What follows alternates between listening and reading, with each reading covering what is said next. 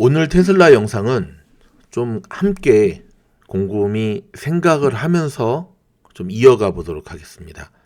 자, 여러분 썸네일 제목처럼 이 데니엘 아이브스, 지금 화면에 보이는 이분이거든요. 테슬라 좀 아시는 분들은 굉장히 친숙한 얼굴이죠. 웨드부시 증권의 애널리스트인데 아담 조나스와 함께 월가에서 정말 테슬라의 영원한 그 흑기사로 통할 정도로 테슬라에 대해서 굉장히 우호적이고 낙관적인 기사와 리포트를 쓰기로 유명한 분이거든요. 근데 최근에 이분이 낙관론이 아니라 상당히 비관적인 리포트를 내놨어요. 자, 그러면 이번 영상에서는 이 아이브스가 데니얼 아이브스가 데니얼이라 얘기하겠습니다. 도대체 무슨 말을 했는지 그의 리포트 안에 들어있는 내용의 핵심으로 제가 좀 정리해서 알려드리겠고, 자, 이 부분에 대해서 우리가 어떻게 해석을 하고 또 바라봐야 되는가에 대한 것을 짚으면서 영상을 마무리할까 합니다. 길지는 않습니다, 여러분. 자, 먼저 제가 좀 칠판 수업식으로 여기서 좀 쓰면서 좀 진행을 할게요. 자, 이번에 리포트가 며칠 전에 나왔는데 아주 단도직입적으로 1, 4분기, 그렇죠. 지금 한국은 벌써 4월 1일 만우절이죠. 예. 지금 녹음하는 시간 3월 31일이거든요. 테슬라의 1, 4분기는 정말 월스트람, 정말 최악이라고 썼어요. 최악. 응? 배드가 아니에요. 아주 최악이다. 응? 특별히 어떤 부분에 있어서 매출에 대한 매출 부진에 있어서 테슬라의 1, 4분기는 최악이다라는 표현을 쓰면서 리포트가 시작이 되거든요. 근데 그 이유가 뭐냐면 그 이유가 그 리즌이 바로 맞습니다. 중국에서의 판매 부진이 결정적인 영향이었다.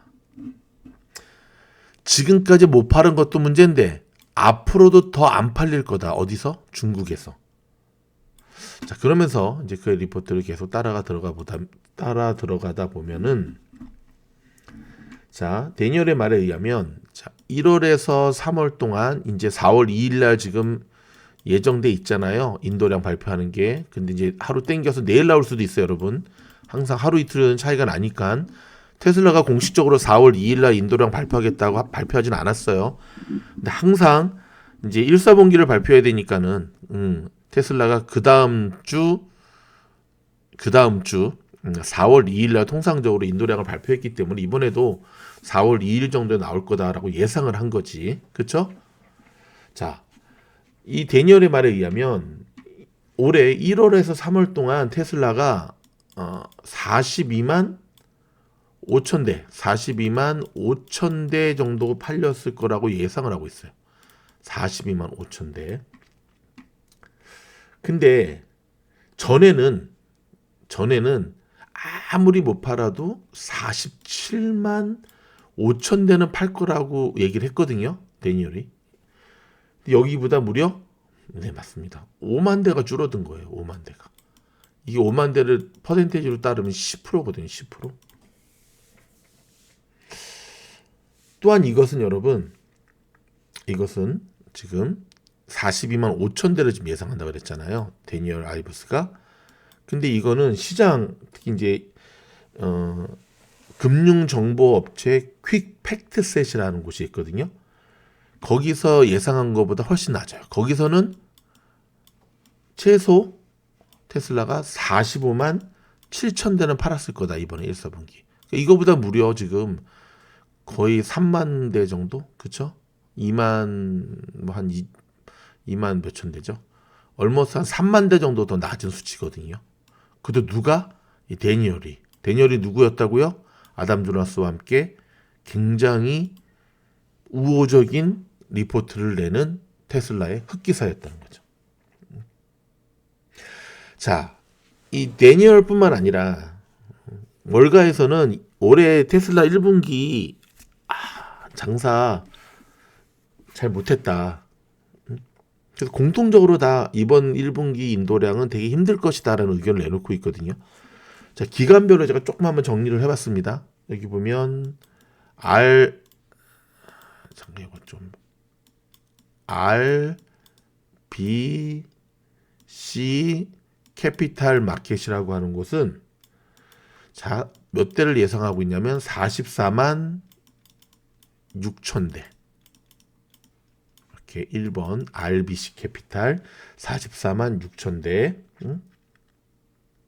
요 정도 팔았을 거다. 근데 이거는 이전에 예상했던 것보다 무려 몇 대가 낮아진 거냐면요. 50만 대. 와, 이건 엄청난 거죠, 사실은.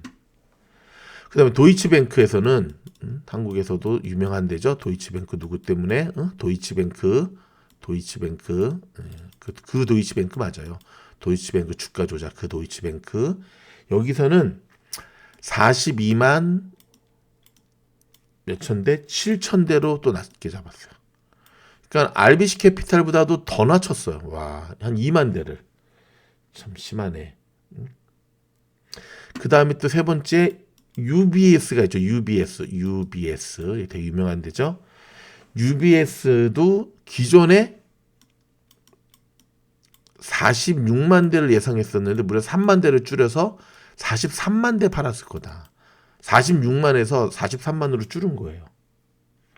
자, 마지막으로 번스타인 많이 들어보셨죠? 예. 번스타인에서는 테슬라의 1사분기 판매치를 42만 6천 대 팔았을 거다. 근데 전에 번스타인은 49만 대 예상했었거든요. 자, 보세요. RBC 캐피탈, 도이치뱅크, UBS, 번스타인 단 한 곳도 예상치가 내려가지 않은 곳이 없어요. 그리고 또 한 가지, 자, 이제 요거 기억하시죠? 그럼 이 네 곳에서 단 한 곳도 예상치보다 올려 잡은 곳이 없는 이유는 좀 전에도 말씀드렸듯이 첫 번째는 중국에서의 판매의 급감. 거기다가 지금 하나 더 발생했죠. 뭐죠? 독일의 화재. 공장급 화재. 어떤 미친놈이 환경운동 환경운동 아니라니까. 그 환경운동 사자 미친놈이 불질러가지고 했던 이래서 지금 생산이 중단이 돼버렸잖아요. 중국이. 이 두 가지의 악재가 가장 결정적인 영향을 미치면서 테슬라의 생산 공급에 문제가 발생했다라고 얘기를 하고 있거든요.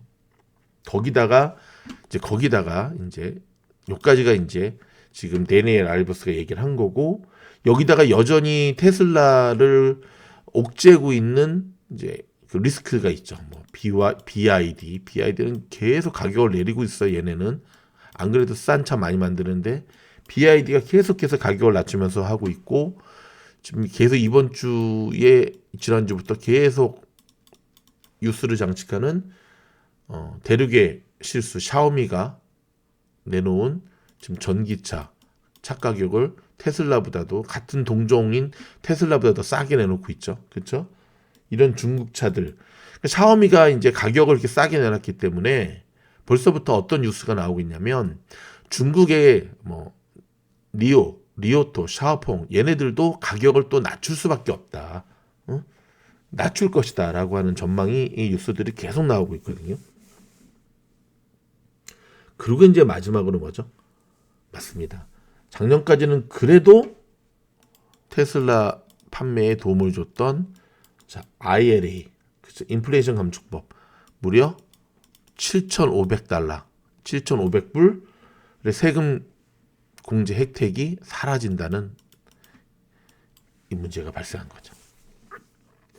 그러면서 대부분 월가의 전문가들은 당분간 테슬라 주가는 반등하기 힘들 거다. 모멘텀이 없으니까. 자, 데니엘 이 아이브스도 테슬라가 단기적으로는 굉장히 고통스러운 흐름을 이어갈 것이다. 그러니까 이제 이 데니엘 아이브스가 내놓은 리포트는 굉장히 명쾌해요. 테슬라의 1사분기 매출은 악몽이다. 그리고 당분간은 이 악몽이 계속될 것이다. 여기까지가 이 데니엘 아이브스가 발표한 이 테슬라의 리포트의 핵심이거든요. 자, 그렇다면 그렇다면 그러면 뭐 내일부터 막 테슬라 다 팔아 제껴야겠네. 응? 화요일부터 막 테슬라 이제 폭망하겠네. 근데 그렇게 또 단순 무식하게 생각을 하시면 안 돼요. 왜냐면 자 보세요 여러분, 우리 한번 가만히 생각을 해봅시다. 제가 요거는 별도의 영상을 하나 좀 만들고 있는데, 지금 시장의 참여자들이 실수하는 가장 결정적이고 반복되는 게 하나 있는데 뭐냐면 한쪽 면만 본다는 거예요. 한쪽 면만. 무슨 말이냐? 저는 아직도 생생하게 기억하고 있습니다. 한국의 그래도 1세대죠. 미국 주식. 장우석 부사장이 한때 별명이 장비디아였잖아. 엔비디아의 거의 예찬론자였죠. 그때가 언제였냐면 2020년, 2021년 이때였거든요. 근데 그 뒤로 엔비디아가 막 곤도박질 치셔서 100불 초반까지 결국 그분 어찌됐든 뭐 못 견디고 이제 3%를 그만두시게 됐죠. 그렇죠? 그리고 이제 결정적으로 그분이 그거 말고도 뱅크 오브 아메리카 금리 이제 연준이 금리 올린다고 했으니까 최고의 수혜주로 뱅크 오브 아메리카를 추천을 했단 말입니다. 그 당시에는 요즘은 이제 애널들이 이제 뭐죠? 이제 바짝 쫄아가지고 못하지만 그 당시는 그래도 종목을 많이 추천하고 그랬어요. 3%에 나와서. 그래서 최고의 수혜주로 뱅크 오브 아메리카를 얘기를 했다고요. 근데 마찬가지로 뱅크 오브 아메리카 BAC죠 티커가 계속 하락을 하게 되죠. 근데 말입니다.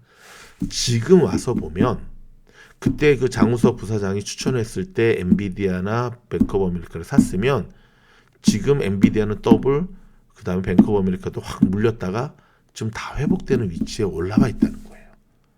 자, 그렇다면 뭐가 문제였냐면 일단 미국을 잘 모르시니까 큰 흐름은 잡았지만 자꾸 타이밍을 잘못 잡은 거죠.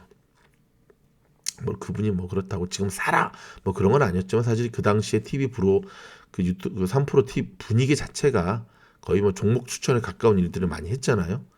근데 나중에 이제 이분이 어떤 얘기를 하냐면 뱅크 오브 아메리카 같은 경우는 경기 침체에 대한 거를 내가 미스했다. 놓쳤다. 경기 침체, 리세션이 계속 대두되면서 은행주들이 계속 폭락을 하고 있었거든요. 그 당시에. 그렇죠? 경기 침체. 그 다음에 엔비디아 같은 경우도 사실 요즘도 사실 그런 경우가 좀 있죠.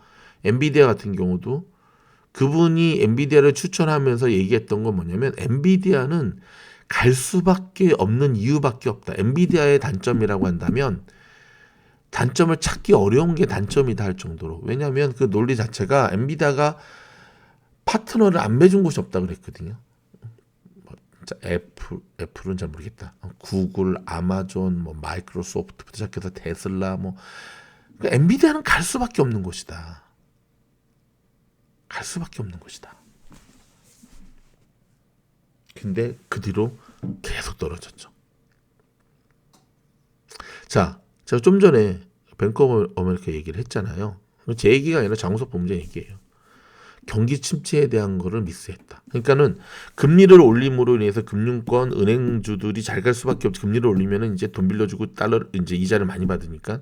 하지만 경기 침체가 금리 인상보다도 더 강력한 키워드가 되다 보니까 경기 침체가 오면 기업들이 은행으로부터 돈을 안 빌리죠. 그렇죠. 못 빌리는 거죠. 또 대출 심사도 까다로워지는 거고.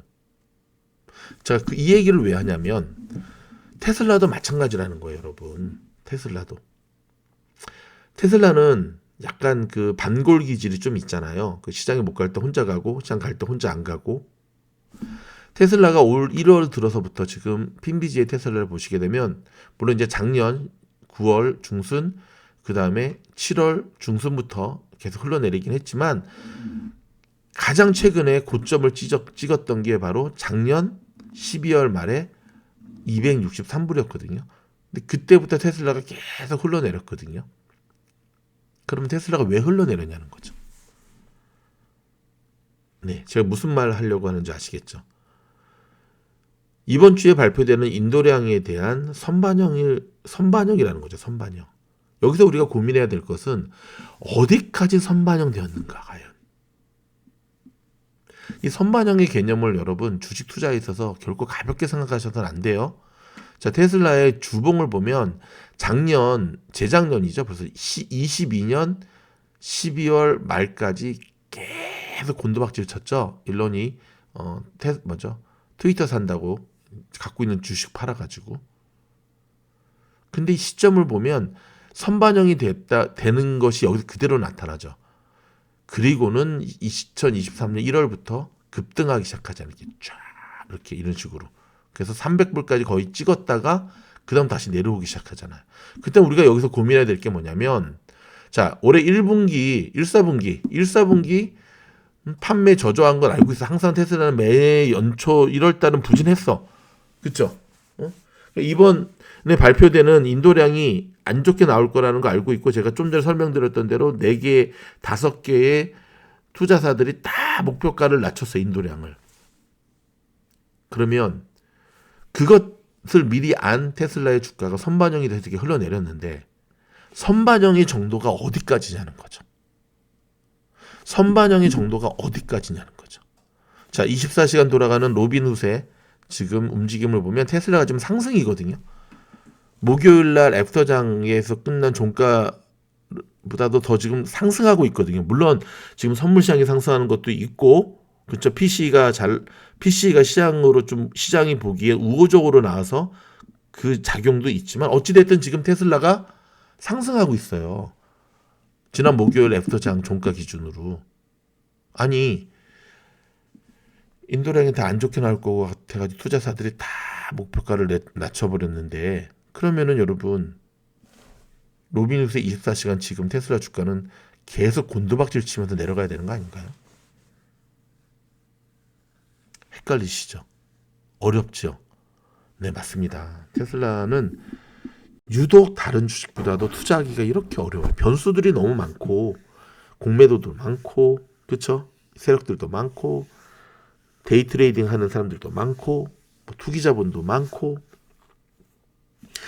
올해 들어서 계속 흘러내린 테슬라의 이 주가의 모습이 어느 정도 여기에 이번 1사분기 인도량 실망 매물이 반영되고 있는가를 우리가 곰곰이 생각을 하셔야 돼요. 이 기준이 세워져야지만 월요일부터 반등이 나오든 화요일부터 반등이 나오든 더 빠지든 할 때 여러분들이 대응을 할 수 있는 겁니다. 항상 주식은 한 발 두 발 앞서가는 거 아시죠? 통상적으로 6개월 앞을 내다보고 먼저 간다 그러잖아요. 꼭 이 사실 명심하시고, 데니얼 아이브스가 왜 저런 리포트를 썼을까? 그 사람이 리포트를 속에서 지금 계속 주장하고 있는 바, 그렇다면 그러한 악재들은 언제쯤 해소될 수 있을까? 그렇다고 여러분 너무 또 한쪽으로 치우친 네거티브한 관점만 가져서는 안 돼요. 왜냐하면 증시라고 하는 거는 바닥론이라는 게 존재하거든요. 그러니까 지금 보고 계시는 핀비지의 테슬라만 봐도 이미 이때 딱 161불까지 내려, 거의 160불 깨지는 줄 알았어요.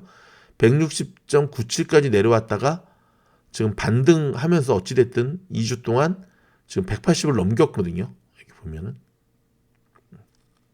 단순한 기술적 반등에서 끝이는지 아니면 치고 올라가는지는 이번 주에 결정이 납니다. 여러분 미주노래 모든 영상은 투자에 참고하시고 결정은 스스로 하시는 겁니다. 말귀 못 알아듣는 사람들은 꼭 이렇게 얘기하면 이제 간다더라, 못 간다더라, 그거 아닙니다. 미주노래뿐만 아니라 유튜브의 모든 내용들은 참고하시고 매수 매도의 모든 책임은 스스로 지는 겁니다.